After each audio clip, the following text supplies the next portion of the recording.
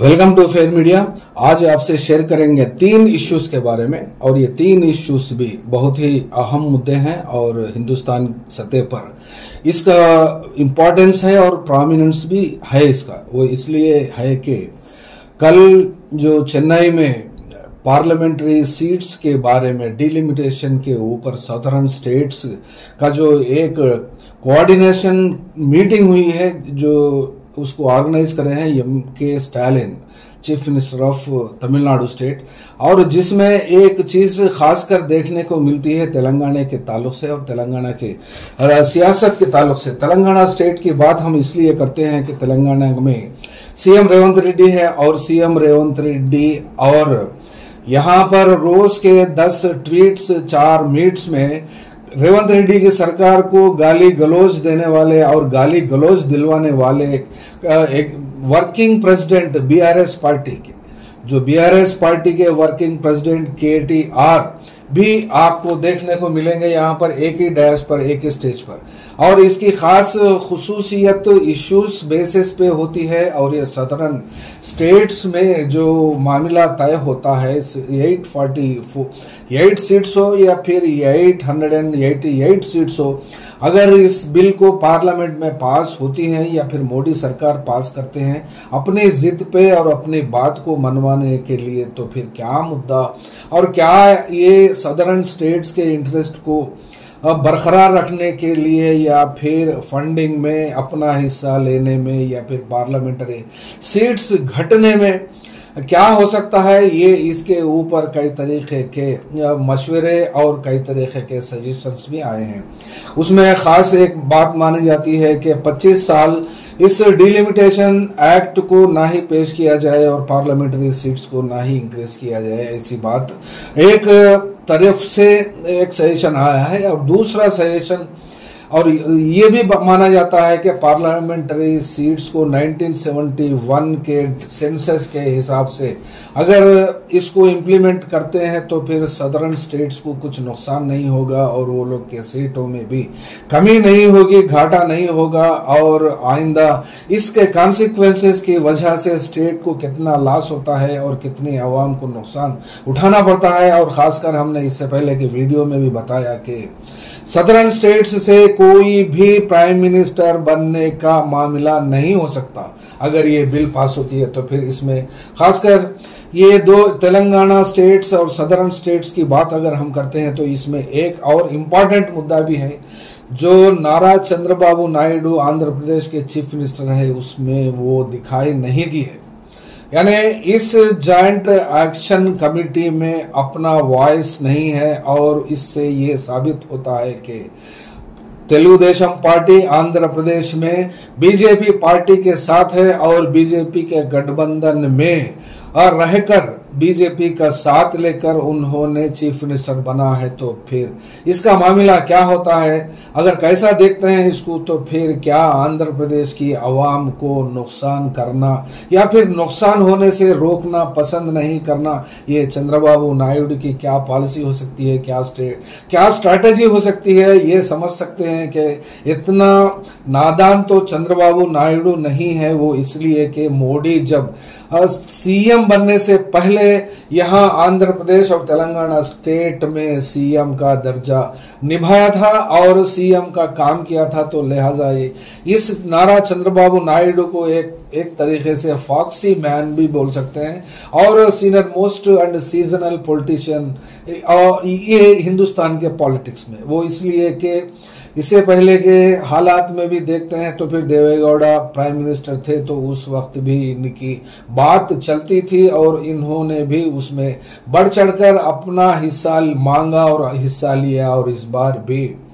खासकर इनका मामला ये है कि वहाँ कैपिटल सिटी कैपिटल रीजन को जो वहाँ के किसानों को पैसे ड्यू है और लैंड एक्वायर किया है कम से कम 1 लाख तक एकड़ की बात है, लेकिन फर्स्ट टाइम इन्होंने जो सेपरेट स्टेट बनने के बाद में वहाँ लैंड एक्वायरमेंट किया था, उसके पैसे आज तक भी बाकी नहीं रहने की वजह से नहीं रहने की वजह से वहां के फार्मर्स अभी भी इंतजार में है और उसके फंडिंग और उसका मामला तय करने के लिए देने के लिए नारा चंद्रबाबू नायडू अपनी मजबूरी मोदी गवर्नमेंट के साथ रहकर वहां से अपने को जितना फंड्स चाहिए, जितना मामला चाहिए कैपिटल रीजन को डेवलपमेंट करने के लिए हो या फिर पेंडिंग प्रोजेक्ट्स को कंप्लीट करने के लिए हो, वो अपना मामला अपना स्टेट को देखेंगे। तो फिर ऐसे मामले में देखते हैं तो फिर सदर्न स्टेट्स का इंटरेस्ट में तमिलनाडु के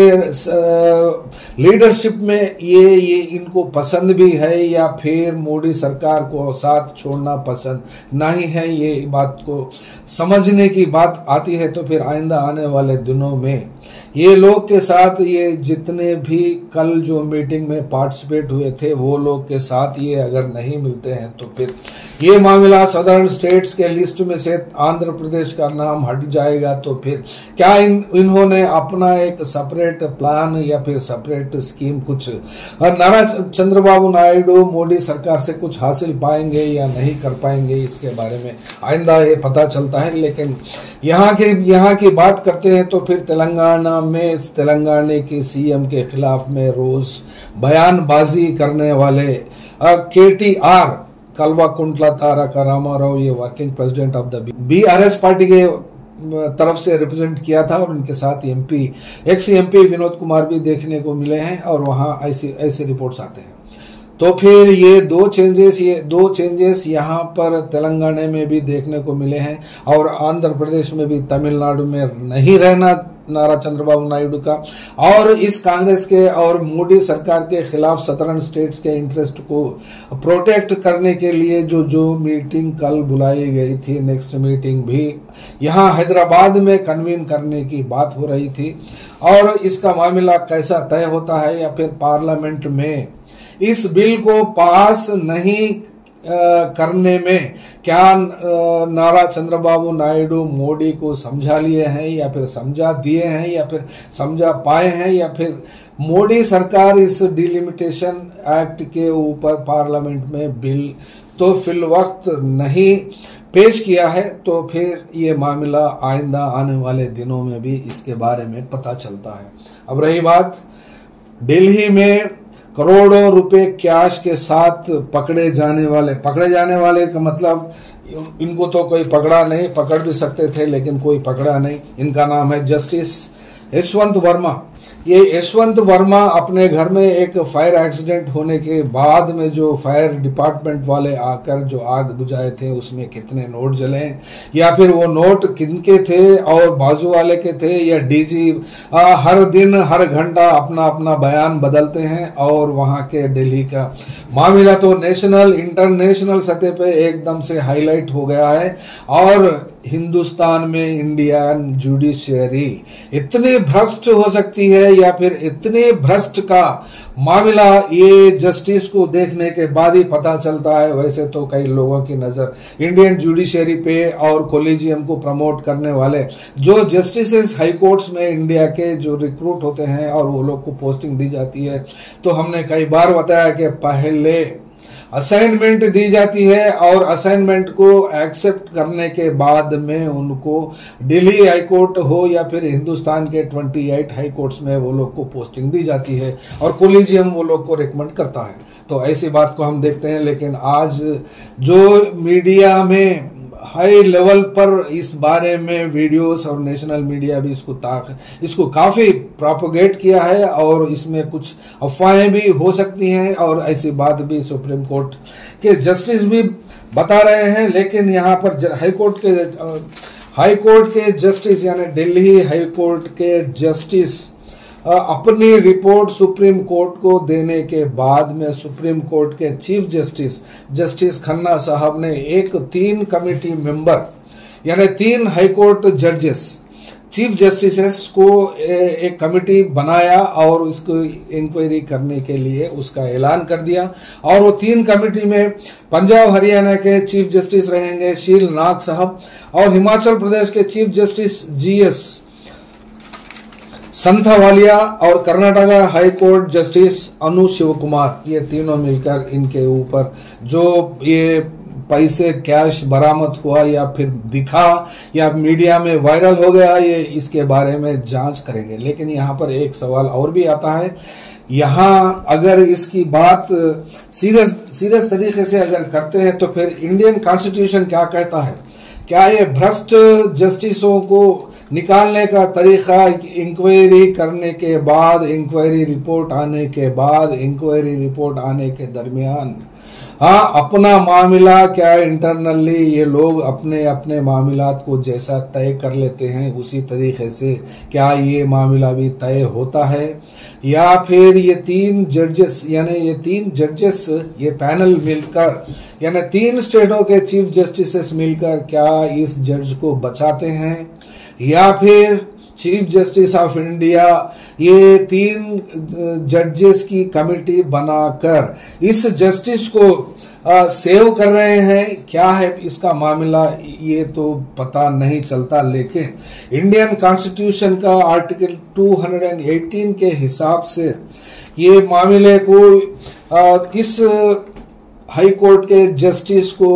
सस्पेंड भी कर सकते हैं, रिमूवल फ्रॉम ऑफिस भी कर सकते हैं। इसके लिए 2 या 3 तरीके इंडियन कॉन्स्टिट्यूशन के हिसाब से बताया जाता है। वो इसलिए कि ऐसा भ्रष्ट जस्टिस को निकालने के लिए पार्लियामेंट में कम से कम 100 एमपीस अगर स्पीकर को नोटिस देते हैं तो उसके ऊपर एक्शन हो सकता है, वो भी स्पीकर के हिसाब से, स्पीकर के मर्जी से। और जिसमें वोटिंग होती है तो फिर उसमें ये लोग 100 लोग मिलकर जो मोशन मूव करते हैं उसके ऊपर वोटिंग अगर होती है तो मेजॉरिटी माइनॉरिटी के बेसिस के ऊपर उनका निकाल देना यहाँ पर तय हो सकता है। अगर ऐसा नहीं होता है तो फिर राज्यसभा में कम से कम 50 राज्यसभा मेंबर्स मिलकर वाइस प्रेसिडेंट ऑफ इंडिया को, यानी राज्यसभा के चेयरमैन होते हैं, और उनको अगर नोटिस दी तो फिर उसके बाद में क्या होता है, वो प्रोसेस तो अलग तरीके से चलता है। तीसरा मामला, और ये सीरियस भी मामला है, कि president of India can remove him directly by issuing an order. ऐसी बात भी कही है, यानी अगर मैडम मुर्मू, द्रौपदी मुर्मू, यानी on the advice of prime minister and cabinet ministers of the country अगर देते हैं या फिर नहीं भी देते हैं तो वो कर सकते हैं। लेकिन इतनी हिम्मत करने की बात अगर आती है तो फिर मोदी सरकार को जितने भी पार्लियामेंट में मेजॉरिटी है क्या वो इम्पीच कर सकते हैं? या इम्पीच का वर्ड तो इंडियन कॉन्स्टिट्यूशन में कहीं भी बताया नहीं गया, लेकिन इस भ्रष्ट जस्टिस को निकालना, इस जज को निकालना नौकरी में से, ये पार्लियामेंट के जरिए भी हो सकता है एक मानों में। और दूसरी बात, प्राइम मिनिस्टर के एडवाइस पर प्रेसिडेंट ऑफ इंडिया भी इनको डायरेक्टली रिमूव कर सकते हैं, ये भी नहीं होता है। तो फिर अपोजिशन पार्टीज की जिम्मेदारी भी होती है, सिर्फ और सिर्फ एक कांग्रेस पार्टी के एमपीज तकरीबन 99 से लेकर 100 आसपास में है ये लोग। लेकिन ये लोग को कांग्रेस पार्टी को नोटिस देकर इस जस्टिस को निकालने की हिम्मत भी करते हैं तो फिर कांग्रेस पार्टी में लंबा सा प्रोसेस करे तक ये रिपोर्ट भी आ जाएगी। और जब तक तो करने के लिए बैठकें करेंगे, बैठकें करे तक वो रिपोर्ट आ जाएगी। कांग्रेस का मामला ऐसा होता है। तो फिर बची दूसरी पार्टीज क्या है, इसको उतनी मेजॉरिटी होती है तो फिर अपोजिशन लीडर्स को भी इतनी मेजॉरिटी नहीं हो पाती। तो फिर इसका मामला क्या होता है, तो मोदी सरकार अगर इस जस्टिस को, दिल्ली के जस्टिस को निकाल देना चाहती है तो निकाल सकती है, लेकिन अपोजिशन के लीडर्स तो नहीं निकाल पाते। वो इसलिए कि कांग्रेस पार्टी का आइडिया और प्रोसेस लंबा होता है, उसको करने में काफी टाइम लगता है। तो फिर इस दरमियान ये 3 हाई कोर्ट के जस्टिसेस इंक्वायरी करने के बाद जो रिपोर्ट देते हैं तो फिर क्या होता है आने वाले दिनों में बताते हैं। आइए देखते हैं। तीसरी बात, नागपुर में जो दंगा फिसाद हुआ है, दंगा फिसादों के ऊपर देवेंद्र फडणवीस महाराष्ट्र के चीफ मिनिस्टर ने खुला बयान ये दिया है कि जो दंगाई किए थे, जिसके वजह से लॉस हुआ है प्रॉपर्टीज को, उसकी रिकवरी इन दंगाइयों से ही करना चाहते हैं। वो दंगाइयों का अरेस्ट 104 लोग तक अब तक हुआ है, ये बात भी उन्होंने कही है। अगर ये दंगाइयों के पास रिकवरी नहीं होती है तो फिर वो लोग के असेट्स, वो लोग के प्रॉपर्टीज को नीलाम करके भी उस पैसों की की रिकवरी करने की बात करते हैं, और तीसरी बात ये भी करते हैं कि बुलडोजर अगर जरूरत पड़ी तो वो इन दंगाइयों के घरों के ऊपर बुलडोजर चलाने की बात तो करें। तो फिर यहाँ पर एक सवाल आता है, क्या ये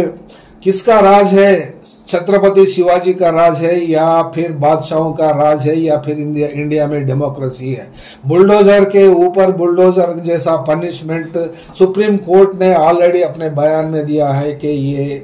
ये गलत है, और ये इस तरीके का मामला बुलडोजर जस्टिस का इलीगल है और इलेजिटिमेट है, और इलेक्टेड गवर्नमेंट्स ऐसे काम नहीं कर सकती। इसके बावजूद भी देवेंद्र फडणवीस ये काम करते हैं। तो फिर अगर जिनका लॉस हुआ है, जो लोग लॉस करे हैं, उनकी बात अगर करते हैं, तो फिर विश्व हिंदू परिषद वालों का फर्स्ट जो वो लोग वहां पर औरंगजेब का पुतले को जला दिया था, और वो भी ग्रीन कलर में रैप करके, तो फिर वो लोग के प्रॉपर्टीज के ऊपर सीज करना चाहिए और वो लोग के प्रॉपर्टीज को ऑक्शन करना चाहिए। लेकिन उनको छोड़कर क्या किसके ऊपर ये दंगाई का मामला पेश करते हैं, और किसके ऊपर कितने FIRs हुए हैं। और यहाँ पर साफ तनाव दिखता है कि टारगेटेड कम्युनिटी मुस्लिम ही होती है, और है भी, और वो लोग का मंशा और मामला भी वही तय होता है। और वैसी सूरत में ही अपना बयान से मुकर भी जाते हैं, या फिर नहीं भी मुकर जाते हैं। और हमने कल के वीडियो में भी बताया था कि वहां के महाराष्ट्र के असेंबली में यानी काउंसिल में उन्होंने बयान दिया था कि औरंगजेब की समाधि को वहां से निकालने की बात कानूनी तरीके से करने का समर्थन करते हैं, और उनका सपोर्ट करते हैं। तो फिर इनके सपोर्ट से ही दंगाइयों ने औरंगजेब का पुतले को कपड़े में लपटकर, यानी ग्रीन कलर के कपड़े में लपटकर, और उसको जलाने से ही ये दंगे भड़के हैं। तो फिर क्या देवेंद्र फडणवीस अपने पैसों से, अपनी प्रॉपर्टी से, या फिर आउट ऑफ पॉकेट से ये क्या जो लॉस हुआ है, जो इस गाड़ियों को फूका गया था, उस गाड़ियों के मुआवजा देते हैं? या फिर इनके ऊपर भी वहां के लोग हाई कोर्ट, सुप्रीम कोर्ट का दरवाजा खटखटाकर अपनी जस्टिस अपनों के लिए क्या करते हैं, वहां के महाराष्ट्र के और नागपुर के लोग ही तय कर पाएंगे। उस बारे में हम आगे आने वाले चीजों के लिए बताना नामुमकिन है। Thank you very much.